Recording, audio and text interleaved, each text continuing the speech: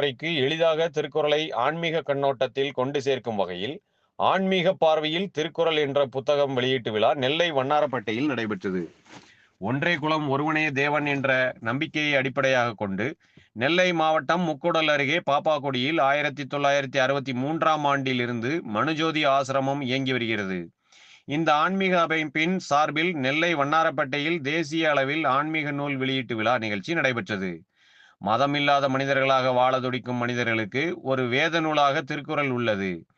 மத சார்பில்லாத திருக்குறள் நூல் இதுவரை 80 மொழிகளில் மொழிபெயர்க்கப்பட்டுள்ளது. அத்தகைய சிறப்பு வாய்ந்த திருக்குறளை ஆன்மீக பார்வையில் திருக்குறள் என்ற பெயரில் இளைய சமுதாயத்தினருக்கு திருக்குறளை எளிமையாக ஆன்மீக கண்ணோட்டத்தில் ஸ்ரீ கிருஷ்ணாவின் அருளுரையின் மூலம் விளக்கும்படி நூல் ஒன்றை உருவாக்கியுள்ளனர். இந்த புத்தகத்தை வழக்கறிஞர் சிவபத்மநாபன் வெளியிட வழக்கறிஞர் ராமநாதன் மற்றும் லயன்ஸ் கிளப் துணை ஆளுநர் ஜான் சுபாஷ் ஆகியோர் பெற்றுக்கொண்டனர். கடவுள் வாழ்த்து, நீர் மேலாண்மை விளக்கும் வான் சிறப்பு, சான்றோர் நீத்தார் பெருமை, இறைவனின் நீதியை குறித்த அரண் வலியுறுத்தல், அன்புடைமை, இறைவனிடம் அன்பு செலுத்துவது மட்டுமல்லாமல் அவர் படைத்த அனைத்து உயிர்களிடத்தும் அன்பு செலுத்த வேண்டும் என்ற அவசியத்தை உணர்த்த முயற்சி எடுக்கப்பட்டுள்ளது என நிகழ்ச்சியில் கலந்து கொண்டவர்கள் தெரிவித்தனர்.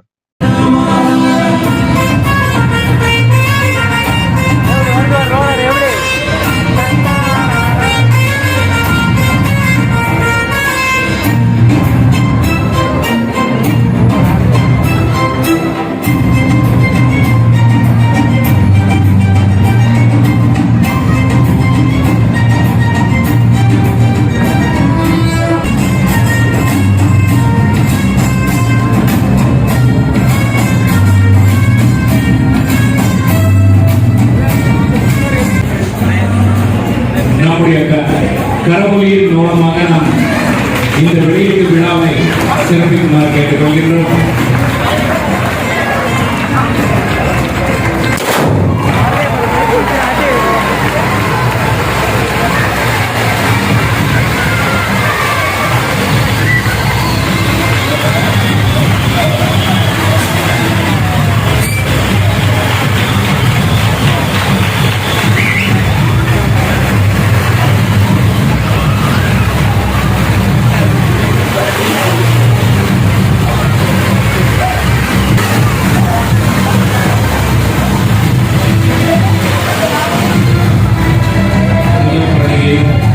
திரு மு.